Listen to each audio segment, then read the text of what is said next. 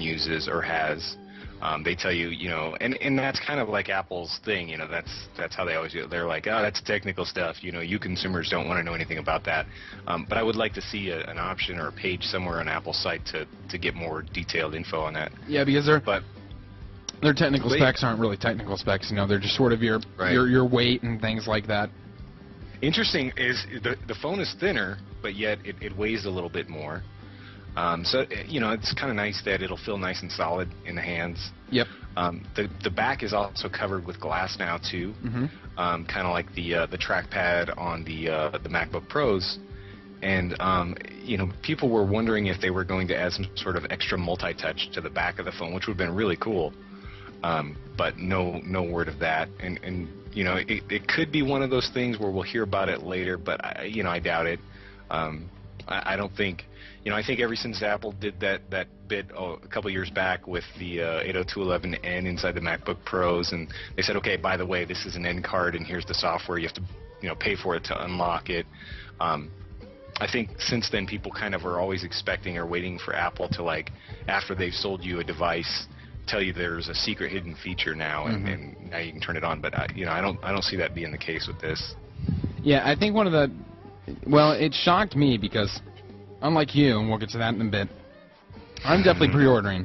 I'll be in line if there's a 3 o'clock in the morning type thing. I'll be in line waiting for it. Yeah, I want to take one of the guys here too because I don't want to go alone. Or Cindy can go too.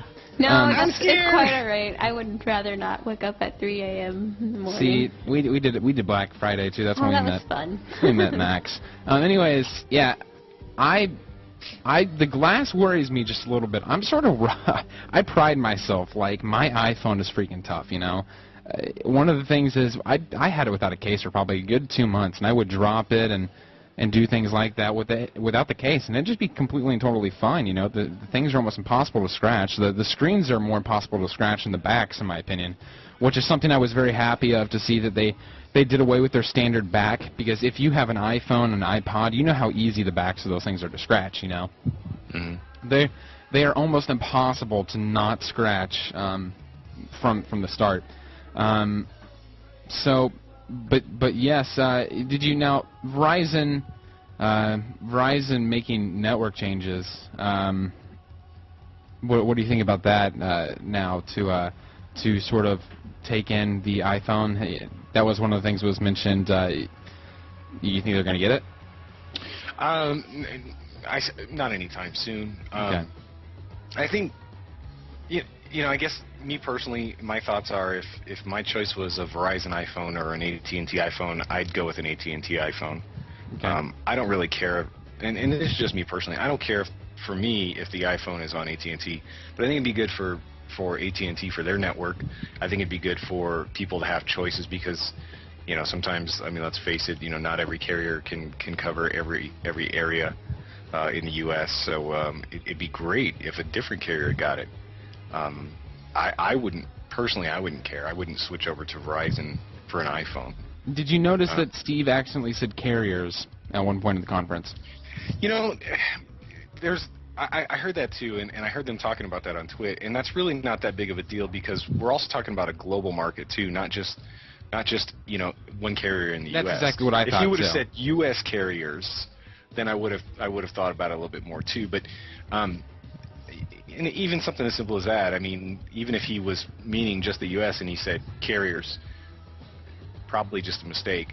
Yep. It is kind of weird though, the whole AT&T deal with them trying to pressure people into buying this phone by like I checked availability status. I'm eligible for an upgrade at the upgrade price, and I know I think next month I'm a year into the contract with this phone, so they've cut me ahead of schedule. Yep, and same. They've done the same thing with me. One of the things I was surprised about was I did the star 369 pounds, and I actually at first was not eligible. Don't know why. I was sort of ticked though, so I called AT&T, and they told me, well, you are eligible now. Oh yeah, they want everyone to be eligible. Well, yeah, there's that Rob coming out that I've been seeing on Twitter all day. Dude, I'm pissed. I really am. I am so, like, in in backing AT&T or not even so much AT&T, but backing Apple on this phone deal for the last 3 years, and it seems like it's gotten worse now. It's probably worse now than it's ever been before. And this whole deal where AT&T, like I had to pay $540 last year for my phone because I wasn't eligible for an upgrade. And now this year they're like, oh yeah, no, you're eligible for an upgrade because they want me to get into a new 2-year contract at the new unlimited data prices, which is 2 gigs for and they'll start charging you. And that's what I was wondering. I was wondering if you had known about that. I guess that's the big thing that people aren't realizing is that upgrade plan. And I'm not too stunned about it because do I believe that I'm ever really going to go over the 2 gigs? It's not hard at all. I mean, when I'm out on the road, I use my phone for my radio in my car. I listen to internet radio on Pandora or Last FM or any of those in my car. So I'm pulling data all day long. And sometimes, if there's, if I'm watching a show, if you guys are on, Bruce is on, I'm driving down the road, I have Justin TV playing in the background so I can listen to it. So I'm pulling video data as I'm driving. Right. So I'm soaking up data all the time, and it wouldn't be that difficult for me to bump over that 2 gigs very easily. And the fact that I think the thing that pisses me off the most about it is not if this would have been the way it was initially, then I guess your choice would be like just deal with it or don't. But to give somebody unlimited for all this time and then take it away is just kind of like a cardinal rule in business. Like you don't do that. You don't give somebody I guess you'd call it a freebie and then turn around and start charging them for it later. Well, and now with the announcement also, tethering. They've been promising, this was what I was mad about, really. The only thing that I was disappointed with, because I don't go over the 2 gigs.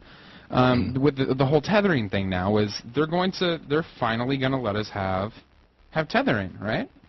That's great, man. I've been waiting. I've been waiting for tethering for forever, especially since they promised us tethering. I don't know if you remember that, but tethering was promised when the 3G came out. So tethering, I'm absolutely stoked for. So I called them yesterday, or actually went to the store for this one, and I asked them how much is tethering going to be, and well, this is what they told me. They said tethering will require you to renew your plan, and and it's gonna cap you at 2 gigs. This really frustrates me. Not only will it cap you at 2 gigs, so you can pay $25 a month for the 2 gigs, tethering will cost $20 extra. Now, how much, Rob, is the plan? Is it $55 now or $50? Or is it for the unlimited plan now? Yeah, right now, I think it's pretty competitive right now with the existing plans. Like I think my bill is like $110 a month or $116, something like that after taxes. But I cut my text messaging down to only like 200 messages a month because I really don't use texting that much because I don't have a signal that I can use texting on. Right. So it's the prices as they are right now aren't that bad. I mean, honestly, this is probably the last iPhone I'll have with AT&T at this point. I don't see myself going to get the new iPhone because I'm not getting stuck in that new contract. At least right now I'm grandfathered into unlimited data and all that at a decent price. And I think their new plans are, it's either a sign of fear or they've just lost their minds. Right. Yeah. I don't know if the network is one of the things that was speculating was the network cannot keep up with the amount of data transfer that's happening. Do you think? But the thing is, I think their data network is great. Their data network. I've never had any problems with their data network at all. It's their voice network that seems to suck. Yeah. So I mean, I can get data. I can get a good, strong signal. I can get data and be cruising down the road and pulling data over the internet, and then a call comes in and I jump on the phone and for whatever reason, boom, the call drops and I'm like, I got full bars. What's the problem here? So I have no idea. I mean, personally, I think as far as a network goes, AT&T is a lot better than people give them credit for. Yes, I would. But I'll tell you, man, I don't think any one of them are any better. I don't think Verizon or T-Mobile or Sprint or any of the networks out there are any better. Yeah, they're probably about the same. Yeah. One of the reasons, of course,